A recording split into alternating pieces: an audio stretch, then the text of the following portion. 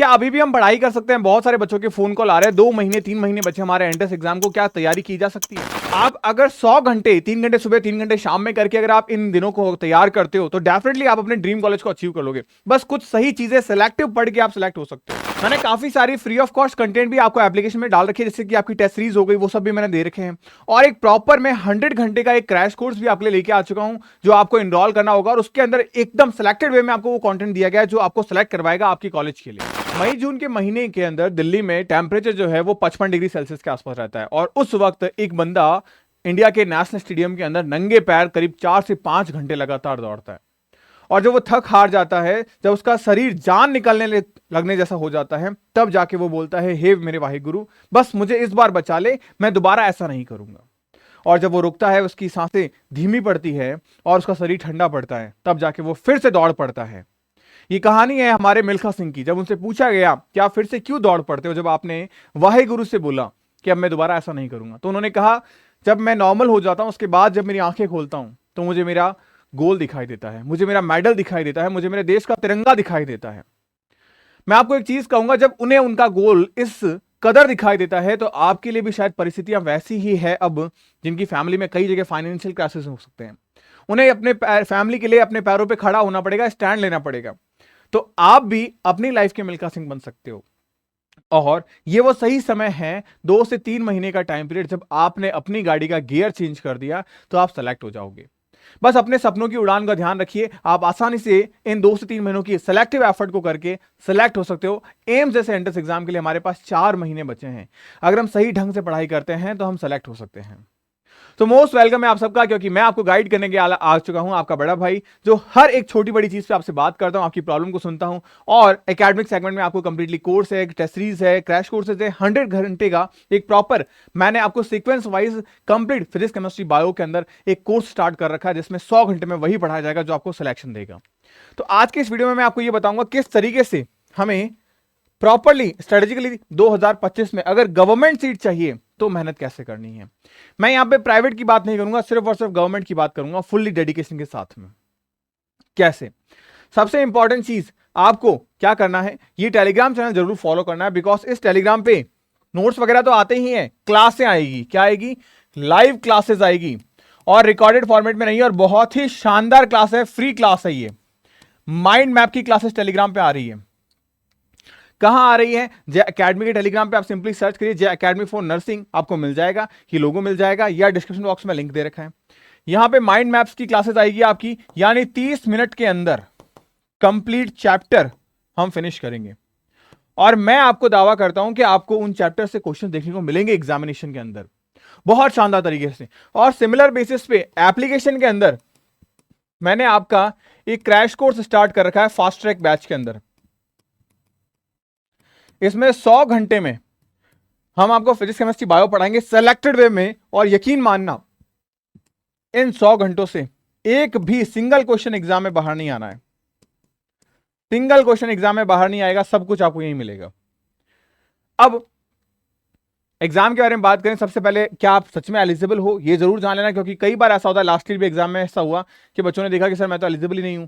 तो aggregated score वगैरह क्या सारी चीजें मैं बताता हूं आपको। क्वालिफिकेशन, एक तो आप क्लास 12 अपियरिंग या क्लास 12 पास आउट होने चाहिए। एज आपकी 17 से 35 के बीच में होनी चाहिए। डोमिसाइल, अगर आप किसी स्टेट एग्जाम की तैयारी कर रहे हैं, महाराष्ट्र, तो महाराष्ट्र का डोमिसाइल आपके पास में होना चाहिए। अगर आप यूपी से बात करें तो यूपी की डोमिसाइल आपके पास में होनी चाहिए। अगर आप हरियाणा से तैयारी करें तो हरियाणा का डोमिसाइल आपके पास में होना चाहिए। तो आप जिस भी स्टेट एग्जाम को दे रहे हो उसका डोमिसाइल आपके पास में होना चाहिए। और अगर आप एम्स की तैयारी कर रहे हो तो कोई दिक्कत नहीं है, क्योंकि एम्स में डोमिसाइल मैटर नहीं करता, ये एक नेशनल लेवल एग्जाम है। बॉयज और गर्ल्स दोनों ही एलिजिबल है। एम्स के अंदर ओनली फॉर गर्ल्स एलिजिबल है for the BSc nursing, and boys and girls दोनों एलिजिबल है फॉर द पैरामेडिकल एग्जाम। अब अगर मोटे मोटे तौर पे मैं बात करूं कि यहां पे आपका 12th के अंदर स्कोर क्या होना चाहिए, तो ध्यान रखना, अगर आप एम्स के लिए फाइट कर रहे हो या स्टेट के लिए फाइट कर रहे हो तो 2 कैटेगरीज है हमारे पास।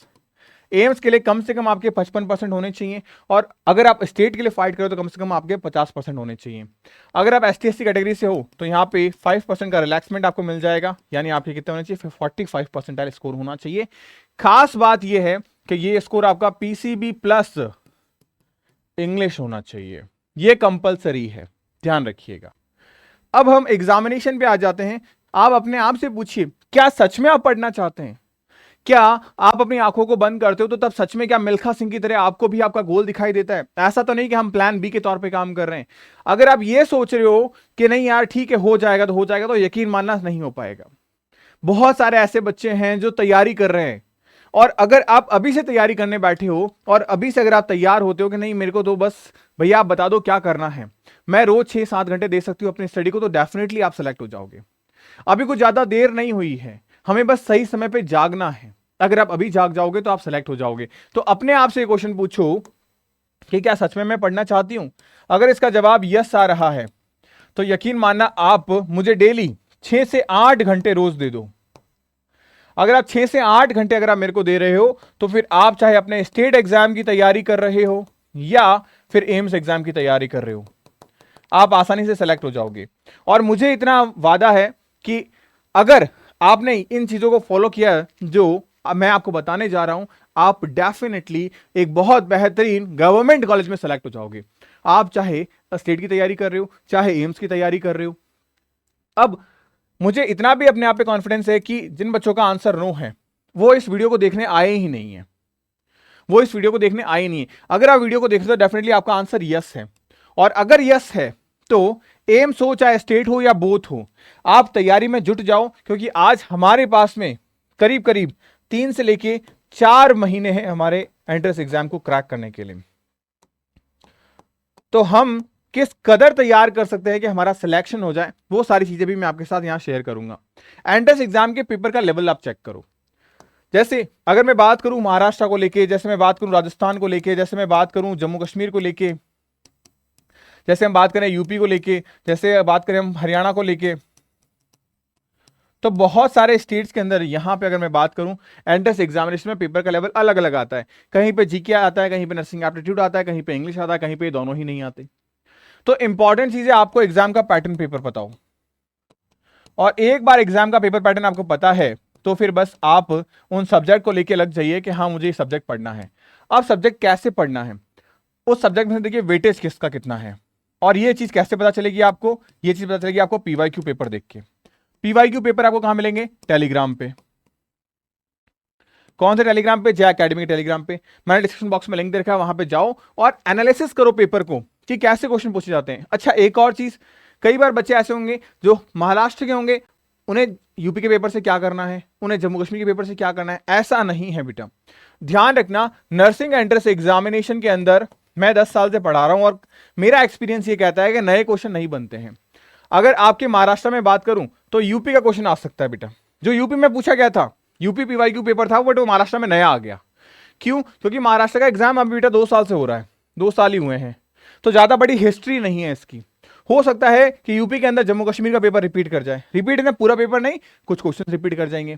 तो अगर आप एक ओवरऑल 6-7 स्टेट के बीएससी नर्सिंग के पेपर्स को करके जाते हो ना 3 साल, हद से 3 साल के, तो आप यकीन मानो आपके एंट्रेंस एग्जामिनेशन के अंदर एक भी नया क्वेश्चन आपको देखने को नहीं मिलेगा। वो सारे क्वेश्चंस आपने कर रखे होंगे और उनके कॉन्सेप्ट्स आपने देख रखे होंगे। तो ये स्ट्रेटेजी जरूर प्लान करना, बिकॉज इस स्ट्रेटेजी पे अगर आप खुद से नहीं कर पाते हो कि भैया मैं खुद से नहीं कर पाती, मुझे एक प्रॉपर प्लेटफॉर्म चाहिए या मुझे कोई गाइड करने वाला, धक्का देने वाला चाहिए, तो मैं आपको वो धक्का देने के लिए तैयार हूं आपके फास्ट ट्रैक बैच के अंदर।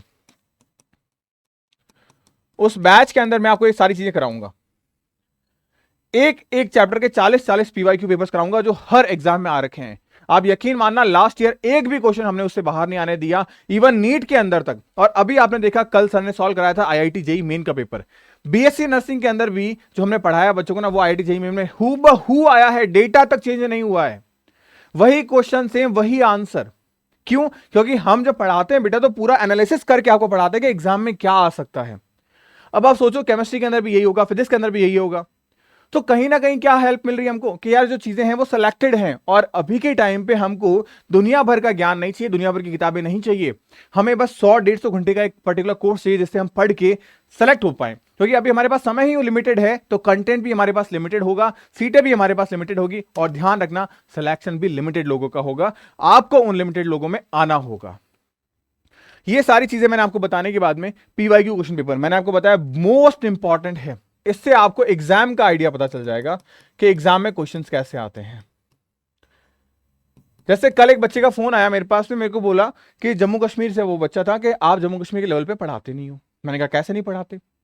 कि यहाँ तो एनसीईआरटी पूछी जाती है। मैंने कहा अच्छा। मैंने कहा आपने क्लासें की कि हाँ मैंने की है। मैंने कहा आपने कितने दिन क्लासें की? 10 दिन मैंने क्लासें की है। मैंने कहा 10 दिन में आपको समझ में आ गया? 10 दिन में एक चैप्टर नहीं होता, और अगर आप देखोगे ढंग से तो आपको समझ में आएगा कि हम हर एक स्टेट वाइज जाते हैं, आपका कोई भी टॉपिक छूटा नहीं होता। और पहली चीज ये कि आप 1 साल से रिपीट कर रहा है मान लो बंदा, हम तो 7 साल से पढ़ा रहे हैं।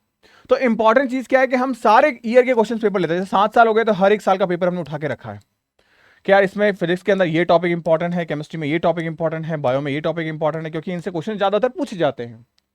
आपके एंट्रेंस एग्जाम में हर स्टेट की मैं अगर बात करूं, चाहे जम्मू कश्मीर ले लो, चाहे पीजीआई ले लो, चाहे महाराष्ट्र ले लो, चाहे यूपी ले लो, आपके स्टेट के अंदर एक चैप्टर से हद एक क्वेश्चन, या कुछ स्टेट्स में बात करें 2 से 3 क्वेश्चन आ सकते हैं। इससे ज्यादा क्वेश्चन पूछे ही नहीं जा सकता। क्यों? क्योंकि एग्जाम के अंदर इतने लंबा पेपर आता ही नहीं है। तो अगर एक चैप्टर से 2-3 क्वेश्चन पूछे जा रहे हैं और वहां उस चैप्टर में हम आपको 60-60, बायोलॉजी में और फिजिक्स केमिस्ट्री में 40-40 क्वेश्चन की प्रैक्टिस करवा दे रहे हैं, जो उसके कॉन्सेप्ट हैं। ये 40 क्वेश्चन क्या है? एक्चुअल में क्वेश्चन नहीं है, ये कॉन्सेप्ट है, वेराइटीज हैं। तो जब मैं ये सारी चीजें आपको करा दूंगा तो एग्जाम में क्वेश्चन कैसे बाहर आ सकता है? इसीलिए में हम बोलते हैं आपको कॉन्फिडेंट के साथ में कि आपको सिलेक्टेड ओरिएंटेड वे में आपको चीजें पढ़ाई जा रही है, और आपको भी वही करनी है। अगर आप खुद सेल्फ स्टडी भी कर रहे हो ना, तो यही तरीका आजमाइए लास्ट टाइम के अंदर। कुछ नया नहीं करना है। अगर आपने कुछ नया करना शुरू कर दिया ना, तो आप यकीन मानो आप फंस जाओगे। तो नया मत शुरू करिए, जो चीजें आपको बताई जा रही है वो करिए। आप जिस भी प्लेटफॉर्म से पढ़ रहे हैं उस पर भरोसा करिए, और अगर उस प्लेटफॉर्म पर इस तरीके से पढ़ाया जा रहा है तो वेल एंड गुड है, बेस्ट है, जान लगा दीजिए अपनी।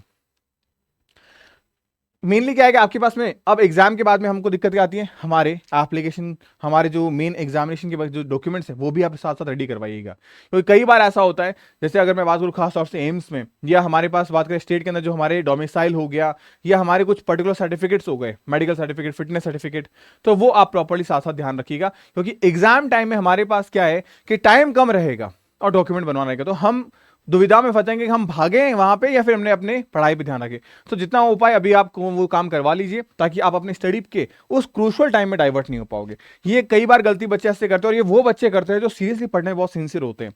तो ये पॉइंट कई जगह मिस हो जाता है, लेकिन ध्यान रखना ये पॉइंट आपको उस टाइम पे बहुत हेल्प करेगा जब आपके इसमें टाइम बहुत कम होगा। आपको पता है कि आप मुझे कहीं डाइवर्ट नहीं हो सकता, मुझे बस अपने स्टडी पे फोकस करना है। तो ये चीजें भी आपको करवानी है, ये ध्यान रखिएगा।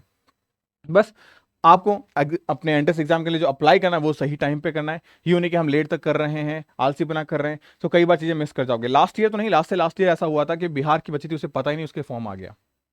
तो ये गलती आप मत करना, क्योंकि तैयारी के साथ में हमको बाकी चीजों से भी अवेयर रहना होगा। अगर हम अवेयर रहेंगे तो बहुत बेहतरीन तरीके से हम चीजों को कर सकते हैं। एग्जाम के अंदर भी हमको, एग्जाम हॉल के अंदर अगर बेस्ट परफॉर्मेंस देनी है तो अभी हमें घर पे अपनी बेस्ट परफॉर्मेंस देनी होगी। अगर एग्जाम हॉल में हम चाहते हैं कि हमारा पैन ना रुके, तो उसके लिए अभी हमें घर पे हमारा पैन नहीं रोकना पड़ेगा।